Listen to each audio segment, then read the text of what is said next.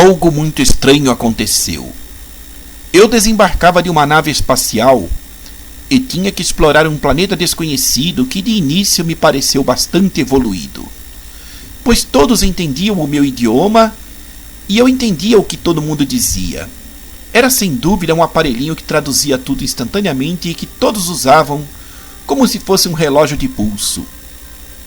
Porém, o que eu conseguia entender eram apenas as palavras. Não conseguia jamais entender o sentido que tais palavras diziam. Todos tinham a boca e o nariz cobertos. Apenas os olhos apareciam. Será que todos eram muçulmanos ou alguma religião similar? Também pensei que pudesse ser um traje típico. Tentei respeitar o máximo possível a tradição deles. As pessoas me olhavam meio de lado e parecia que queriam me evitar. Não aceitavam de mim nenhum aperto de mão, e os poucos que se cumprimentavam entre si faziam apenas com a ponta do cotovelo. Além disso, ninguém aceitava que eu me aproximasse, mesmo eu sendo da paz e não tendo nada nas mãos que pudesse parecer uma arma ou qualquer outra coisa similar. Mas as pessoas tinham um estranho medo de mim. Diferentes culturas, tudo bem, ainda que num planeta que me pareceu bastante medieval. Os poucos que conversavam comigo, ainda que mantendo certa distância de aproximadamente 2 metros, falavam sobre uma desgraça que existia no ar e mostravam-se aterrorizados, porque eu sorria e mostrava o meu rosto. Tentando mostrar empatia, tirei um lenço do bolso e improvisei um tecido para cobrir minha boca e meu nariz. Tive que fazer esforço para não rir, pois eu parecia um bandido de filme de Bang Bang, só que sem o chapéu e sem o revólver. Feito isto, até que eu consegui conversar melhor com as pessoas, e a partir daí foi que alguns, quando venciam o medo inicial e adquiriam certa confiança em mim, me falavam sobre essa coisa mortal que existia no ar. E falavam também que havia um rei muito bondoso e respeitado pelas pessoas, mas que não tinha o respeito justamente de quem fazia parte da corte, que deveria trabalhar em prol do reino e ser de confiança. Ao que parecia, esses inescrupulosos queriam usurpar o trono desse rei, mesmo não sendo de sua dinastia. O rei era bondoso e honesto, mas enfrentava muita discórdia, não da população, mas de quem ocupava certos cargos na corte. O rei, por outro lado, não podia destituí-los.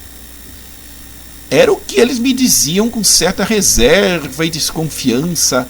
Falavam inglês confusas e inexequíveis. Eu perguntava se não havia um remédio para essa ameaça que pairava no ar, pois já estava ficando com medo disto, visto que eu estava respirando um ar desconhecido e que não é compatível conosco, os terráqueos. Foi então que um bondoso habitante me falou sobre um remédio cujo nome eu não consegui memorizar. Pelo nome complicado, parecia que um dos componentes era o cloro, um elemento químico que é muito utilizado em compostos químicos que servem para desinfecção e que matam bactérias. Mesmo sem saber direito o que era, tentando me prevenir, eu entrei numa farmácia. Acho que era uma farmácia, pois tinha uma cruz vermelha num fundo branco em seu logotipo. O nome eu não conseguia decifrar, já que um texto escrito não era captado pelos tradutores eletrônicos que só traduziam sons. Que coisa medieval, apesar de tão tecnologicamente evoluída. Consegui falar com alguém do balcão, que, mantendo distância e muito cuidado, disse-me que esse remédio existia, mas que era severamente proibido. Não pelo rei, mas por agentes que se infiltravam e não deixavam que o mesmo chegasse às farmácias. E o balconista também me alertava para que eu não procurasse o remédio embora salvador, pois, caso eu fosse salvo, eu nunca mais teria sossego, pois seria perseguido até a morte. Fariam de tudo para eliminar o que eles diziam ser algo assim como, vamos dizer, uma espécie de arquivo vivo. O balconista me aterrorizou mais ainda. Disse que o meu lenço era inadequado e não era de acordo com os padrões dos tecidos que a população tinha que usar para cobrir o rosto. E que não estava à venda naquela farmácia, pois o estoque estava esgotado. E quando chegasse um novo lote, o preço seria ainda mais caro.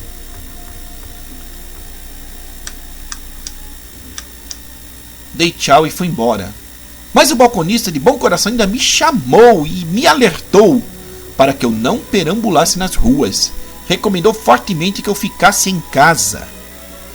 Mas eu não moro aqui, foi o que eu disse. Como é que eu vou para casa? Eu tenho que viajar de volta para o meu planeta.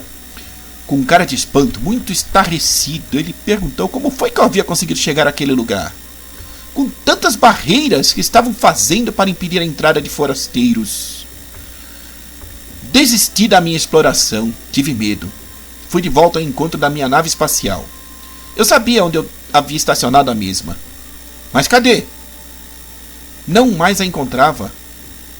Alguém passava por ali e, mantendo distância de mais de 2 metros, disse-me que viu a mesma sendo rebocada.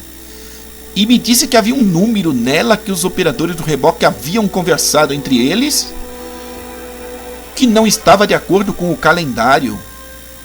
Eles diziam que o último número era incompatível com o respectivo dia. Algo que até agora não entendi, pois nunca ouvi falar disso em lugar nenhum, nem mesmo em filmes de terror. Mas o pior ainda estava por vir. Chegou alguém com um traje totalmente diferente, com um estranho capacete, que eu imaginei que fosse um policial ou algo similar. E mantendo distância, queria que eu mostrasse qualquer coisa que eu achei que fosse um documento. Mostrei tranquilamente a minha carteira de identidade. E ele perguntou o que eu fazia naquele lugar, ainda mais num dia em que eu não podia. Não podia naquele dia? Como assim? Ele só me repreendia e me chamava de burro, apontando para o último número, o último dígito do documento que eu estava mostrando a ele. Chega! Eu quero meu veículo, eu vou embora, não quero mais incomodar vocês. Qual que? Era proibido viajar. Não existia nenhum veículo no qual eu pudesse pegar. Minha nave espacial de paradeiro desconhecido. Pegar outra condução também não adiantava. Não tinha ônibus, nem trem, nem metrô, nem avião, nem helicóptero, nem caminhão, nenhum táxi ou qualquer outro veículo de aplicativo ou qualquer coisa similar. Nem mesmo um aeróbus. Não adiantava eu perguntar, pois ninguém sabia do que se tratava. E o estranho, com sua roupa estranha, ainda me disse que eu ia para o calabouço e me levou à força. Lá chegando, fui jogado dentro de uma masmorra imunda, fedorenta. Vi, porém, um montão de seres imundos cambaleantes com respiração ofegante sendo postos para fora a pontapés. Com as poucas forças que me restavam, tentei perguntar por que eles estavam sendo postos para fora, já que também seria a minha esperança de ser libertado. Eu faria exatamente a mesma coisa que eles tinham feito. Inútil esforço. O carcereiro disse que quem estava contaminado era posto para fora para não contaminar os outros. O que fazer? Senti minhas forças minando. A respiração foi ficando difícil. Comecei a sentir frio, calafrios. Comecei a tremer. Acho que eu estava tendo alucinações. Comecei a ver estranhas esferas com muitos bicos parecendo ventosas, que queriam a todo custo se aproximar de mim. Eu as espantava, mas não desistiam. Faltavam-me forças, faltava-me o ar. Batia nas estranhas esferas, mas eu também tinha medo do contato que poderia me contaminar. Chorei desesperado, sem forças para chorar. E além de tudo, um objeto vindo, não sei de onde, me acertou fortemente no rosto. E milagrosamente eu acordei. Um molequinho, filho de um vizinho meu, sem ter o que fazer, tava brincando no quintal e jogou um brinquedinho esférico de borracha com várias pontas, que entrou pela janela do meu quarto, que estava entreaberta, e me acertou no rosto. Ah, moleque! Felizmente foi apenas um pesadelo. Imaginou?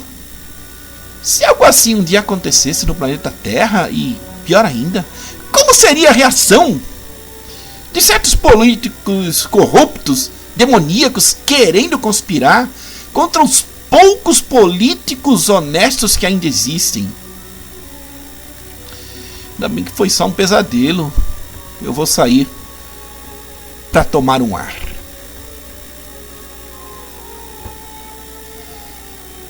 Texto fictício de minha autoria. Qualquer semelhança com a vida real terá sido mera coincidência. José Ricardo Gonçalves, Ricardinho, 23 de maio de 2020.